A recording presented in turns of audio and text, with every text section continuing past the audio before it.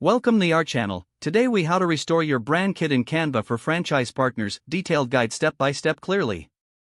To restore your brand kit in Canva for franchise partners, start by logging into your Canva account.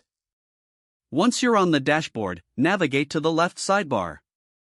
Look for the brand option and click on it. In the brand section, you'll see your previous brand kits.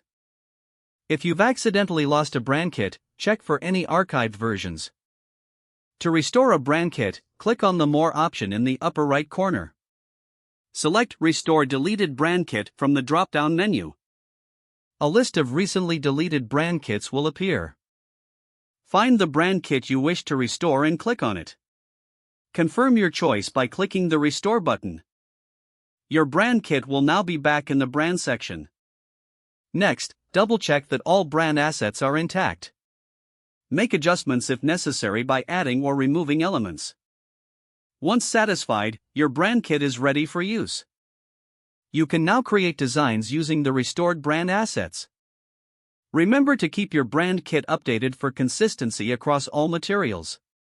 If the page does not load, refresh the browser or try again in a private or incognito window.